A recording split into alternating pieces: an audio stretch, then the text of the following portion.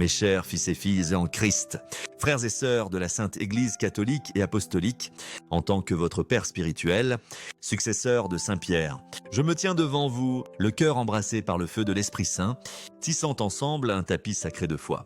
Vous n'êtes pas ici par hasard, le Seigneur lui-même vous a appelé, chacun par son nom, comme le proclame Isaïe 43:1, « Je t'ai appelé par ton nom, tu es à moi ». Aujourd'hui, nous nous rassemblons à l'ombre de la croix, dans la lumière éclatante de la résurrection.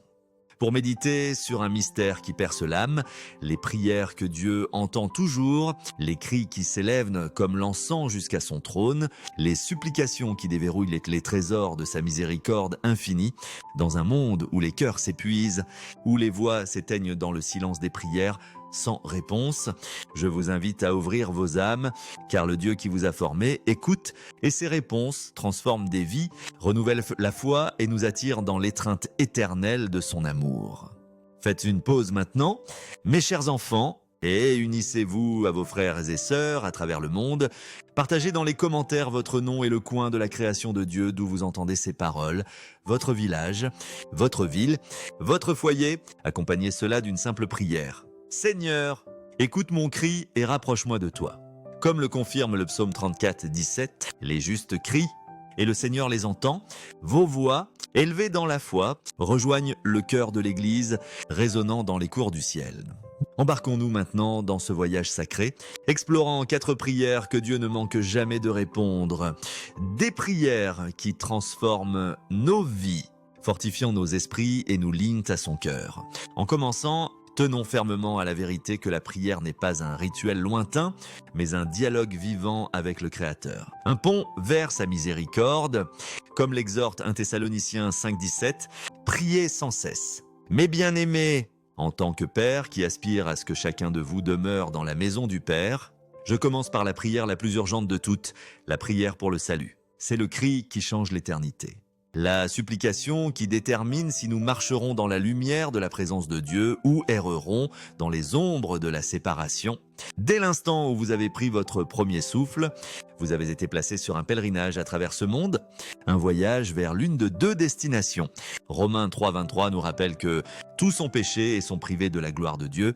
Pourtant, Jean 3,6 déclare que Dieu a tant aimé le monde qu'il a donné son Fils unique, afin que quiconque croit en lui ne périsse pas, mais ait la vie éternelle.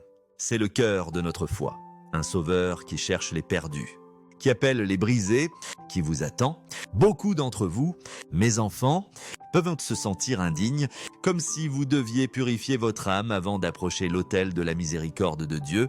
Peut-être portez-vous le poids des erreurs passées, pensant qu'elles vous barrent l'accès à son amour. Mais écoutez-moi, Jésus n'est pas venu pour les justes, mais pour les pécheurs, comme le confirme Marc 2,17. Il est venu pour les fatigués, les perdus, les cœurs brisés. Il est venu pour vous, sur la croix, lorsqu'il a crié « Tout est accompli ». Comme le rapporte Jean 19,30. Il a payé le prix de votre salut en entier.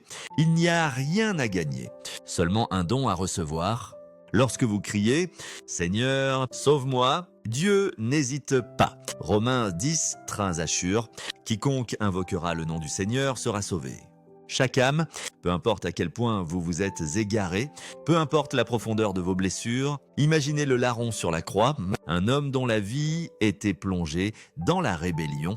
Condamné à mourir sans temps pour corriger ses voies, dans son dernier souffle, il s'est tourné vers Jésus et a prié « Seigneur, souviens-toi de moi quand tu viendras dans ton royaume », comme le raconte Luc 23,42.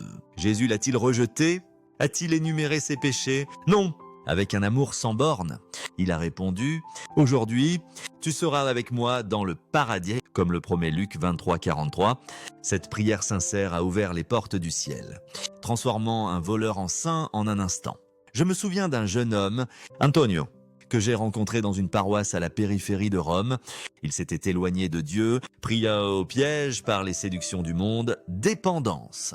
Désespoir et choix qui l'ont conduit dans une cellule de prison. Une nuit, dans le silence de son confinement, il s'est agenouillé devant une image usée du Sacré-Cœur, les larmes coulant sur son visage, et a murmuré « Dieu, si tu es réel, sauve-moi ». À cet instant, Il n'a pas ressenti de jugement, mais la paix, pas de condamnation, mais l'étreinte d'un sauveur qui n'avait jamais cessé de le poursuivre. Jérémie 1,5 confirme. Avant de te former dans le sein de ta mère, je te connaissais. Dieu avait aimé Antonio depuis l'éternité, et dans ce cri, sa vie a été transformée. Il sert maintenant dans sa paroisse, guidant les autres vers l'Eucharistie, un témoignage vivant de la miséricorde de Dieu. Mes enfants, si vous n'avez jamais fait cette prière, ne tardez pas, tant que vous avez un souffle. L'invitation demeure. Je 2 Corinthiens 16 lui exhorte, c'est maintenant le temps favorable, c'est maintenant le jour du salut, vous n'avez pas besoin d'être parfait. Venez simplement tel que vous êtes. J'ai besoin de vous, oui, vous qui lisez ces mots pour élever votre cœur vers le crucifix et dire « Seigneur Jésus, je me rends, sauve-moi ». Dieu répondra, non pas avec un jugement, mais avec la miséricorde, transformant votre vie pour l'éternité, en avançant, pourtant cette vérité que le salut est le fondement de toute prière dans notre prochaine réflexion. Où nous cherchons la sagesse pour marcher dans la lumière de Dieu, fermement ancrés dans l'espérance du salut, nous nous tournons vers une autre prière que Dieu répond toujours, la prière pour la sagesse, dans un monde qui éblouit avec des trésors éphémères, richesse, gloire. Pouvoir, c'est la sagesse qui nous ancre, nous guidant vers des choix qui honorent Dieu et mènent à la vie. Sans sagesse, nous sommes comme des navires à la dérive dans une tempête, ballottés par les vagues du doute et de la tentation. Mais lorsque nous cherchons la sagesse, Dieu la répand généreusement, comme l'invite Jacques 1,5. Si l'un de vous manque de sagesse, qu'il la demande à Dieu, qui donne à tous généreusement et sans reproche, et elle lui sera donnée. La sagesse n'est pas une simple connaissance, une accumulation de faits ou de distinctions académiques. Une personne peut connaître les Écritures par cœur et pourtant ne pas les vivre. La sagesse est la grâce de voir comme Dieu voit, de choisir comme il choisirait. De marcher sur des chemins qui mènent à la bénédiction plutôt qu'au regret. Les Proverbes 9,10 enseignent « La crainte du Seigneur est le commencement de la sagesse ». C'est l'humilité de s'agenouiller devant le Saint-Sacrement, le chapelet en main, et de prier « Seigneur, je ne connais pas le chemin, montre-moi ». La sagesse est pour chaque âme, le parent qui guide un enfant, le travailleur confronté à un dilemme moral, le jeune qui discerne une vocation, l'époux qui traverse les épreuves du mariage. Elle est pour vous, qui vous tenez à un carrefour, incertain du chemin à suivre, considérez le roi Salomon, qui, lorsqu'on lui offrit n'importe quel don par Dieu, choisit la sagesse avant tout. Comme le raconte 1 Roi 3,9, Dieu fut si satisfait qu'il lui accorda non seulement la sagesse, mais aussi la richesse et l'honneur. Pourquoi ? Parce que la sagesse aligne nos cœurs sur le plan de Dieu, ordonnant nos priorités, nos choix, nos viesses. C'est la boussole qui nous guide à travers les tempêtes de ce monde, assurant que nous marchions dans la lumière du Christ. Les Proverbes 3-6 promettent « Reconnais-le dans toutes tes voies et il aplanira tes sentiers ». Je me souviens d'une femme, Teresa, que j'ai rencontrée dans un marché animé de Naples. Elle se tenait à un carrefour, déchirée entre pardonner une trahison qui avait brisé sa famille ou s'accrocher au ressentiment qui empoisonnait son cœur. Dans son angoisse, elle chercha du réconfort dans une chapelle d'adoration paroissiale, ses doigts suivant les perles de son chapelet alors qu'elle contemplait l'Eucharistie. Là, l'Esprit Saint parla à travers les Proverbes 3-5, qui exhortent « Confie-toi en l'Éternel de tout ton cœur et ne t'appuie pas sur ta sagesse ». Teresa choisit le pardon, et son cœur trouva la paix, sa famille fut restaurée. Son histoire, comme une bougie vacillante dans une église obscure, nous rappelle que la sagesse de Dieu illumine même les chemins les plus sombres. Mais prenez garde, mes enfants, lorsque vous demandez la sagesse, Dieu peut répondre de manière inattendue. Parfois, il parle à travers les Écritures, comme le déclare le psaume 119, 105. « Ta parole est une lampe à mes pieds, une lumière sur mon sentier ». Parfois, il guide par des conseils pieux, plaçant des âmes sages dans votre vie, comme le conseil Proverbe 15, 22. Les projets échouent faute de conseils. Mais ils réussissent avec de nombreux conseillers.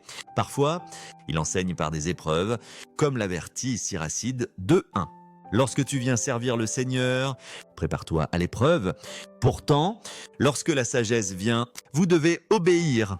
Même si le chemin est escarpé, trop souvent, Nous cherchons la guidance de Dieu, mais nous nous détournons lorsqu'elle défie nos désirs.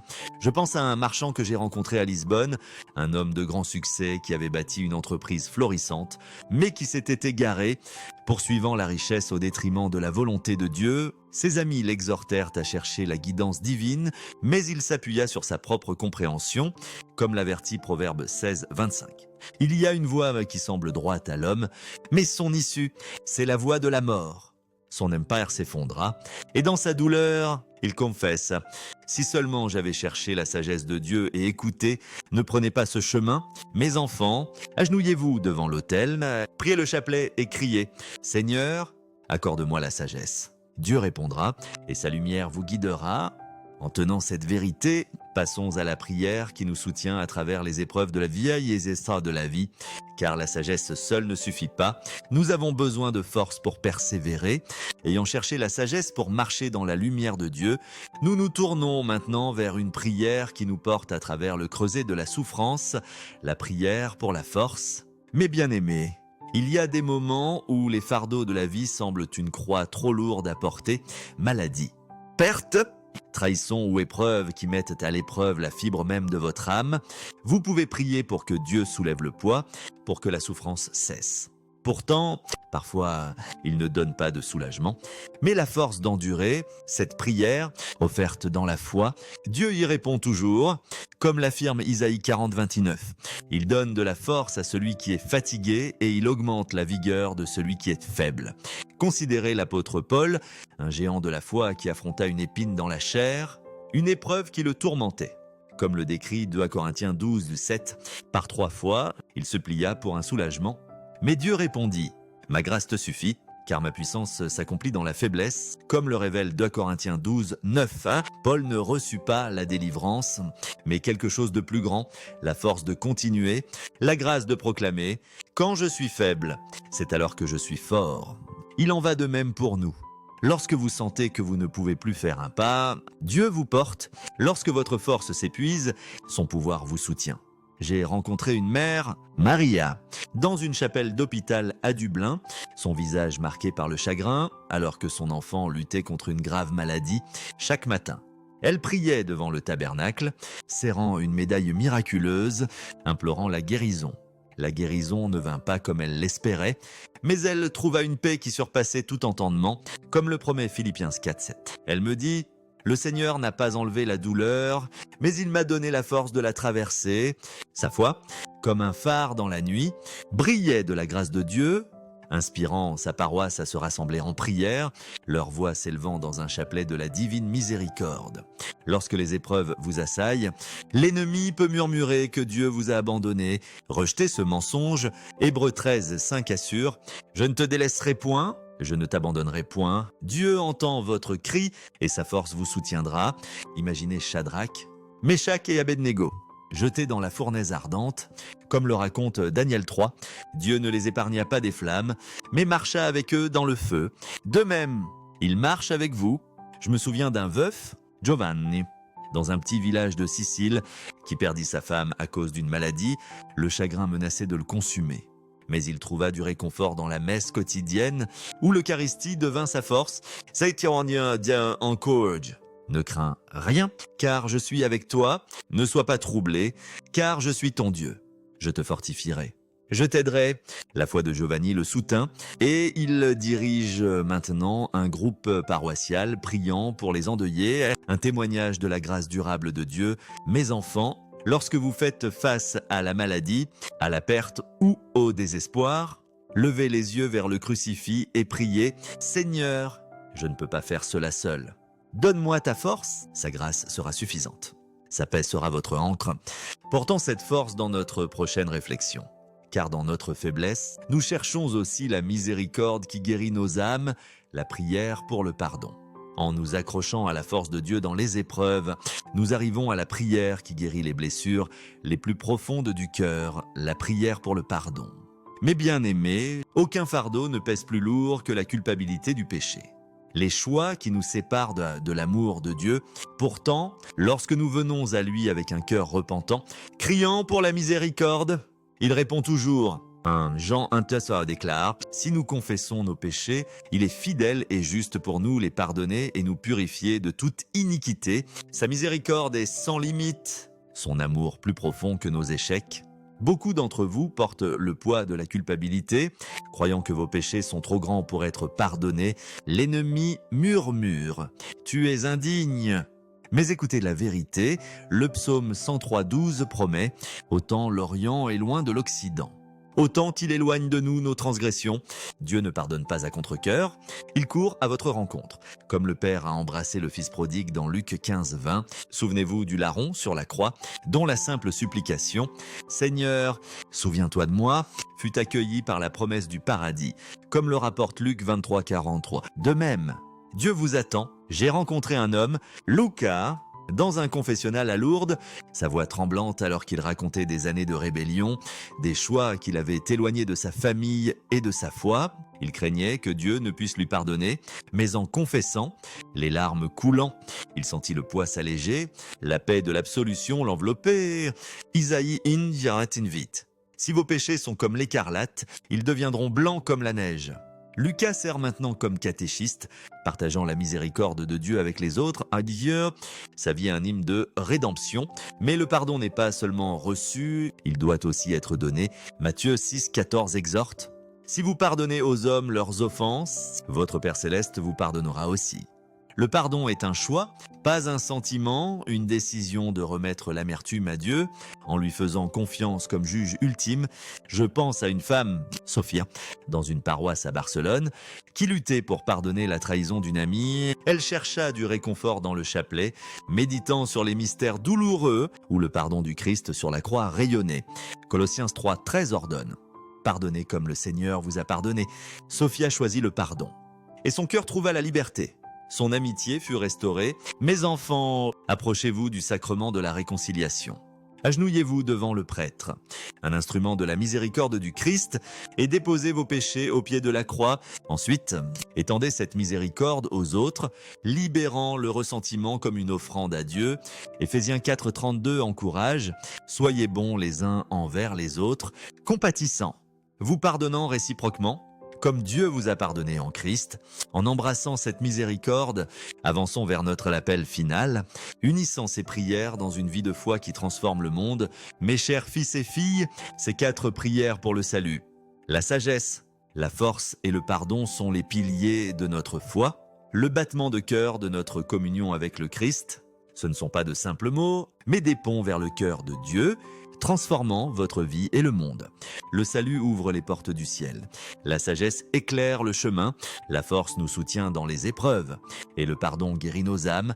Ensemble, elles forment une vie eucharistique, une procession de foi qui porte la lumière du Christ dans les ténèbres, comme l'exhorte Matthieu 5,16, « Que votre lumière brille devant les hommes. » J'ai besoin de vous, chacun de vous, pour porter ce message.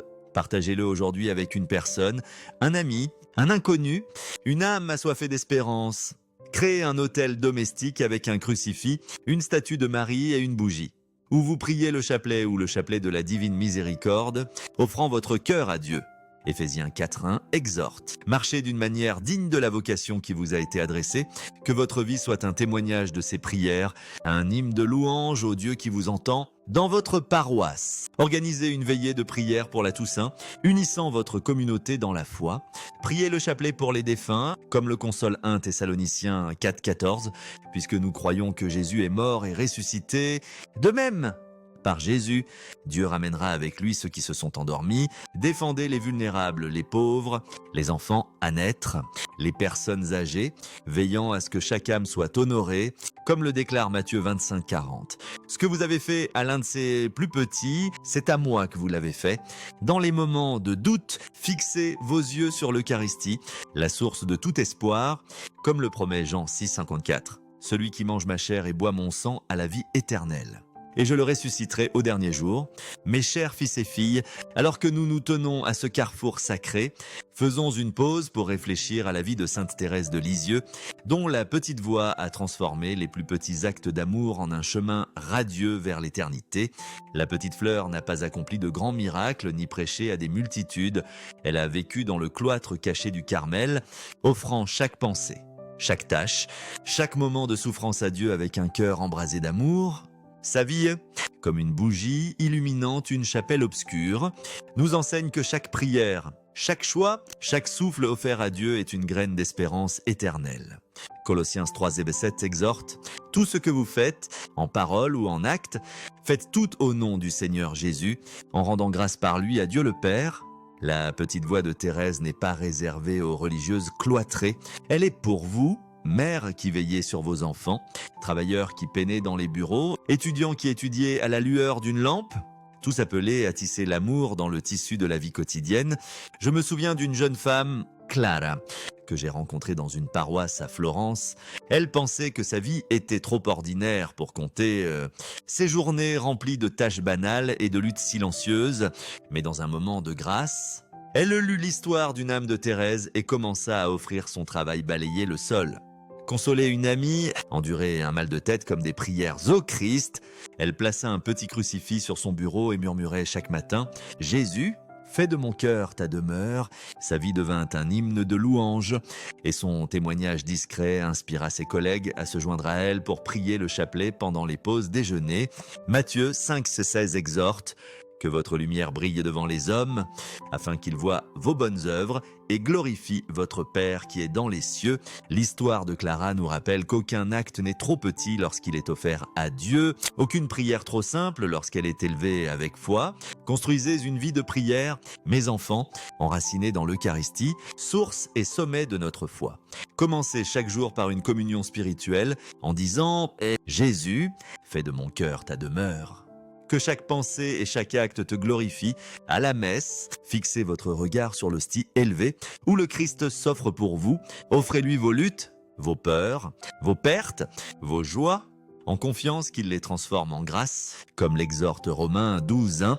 Offrez vos corps comme un sacrifice vivant, sainte, agréable à Dieu, dans les moments de chagrin. Lorsque le poids de la perte menace d'écraser votre esprit, cherchez du réconfort dans l'adoration devant le Saint-Sacrement. Hébreux 4,16 invite « Approchons-nous avec assurance du trône de la grâce, afin d'obtenir miséricorde et de trouver grâce pour un secours opportun. » Là, dans le silence du tabernacle, vous trouverez la force de porter votre croix, la paix qui surpasse tout entendement. Imaginez une famille rassemblée autour d'un autel domestique, une table simple ornée d'un crucifix, d'une statue de Notre-Dame et d'une bougie vacillante.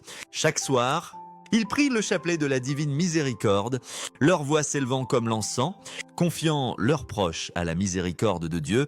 Cet espace sacré devient le sanctuaire où les prières pour le salut, la sagesse, la force et le pardon prennent racine. Le psaume 141:2 prie « Que ma prière s'élève devant toi comme l'encens, l'élévation de mes mains comme l'offrande du soir. » Créez un tel espace dans vos foyers, mes enfants, où vous pourrez vous agenouiller et offrir votre cœur à Dieu.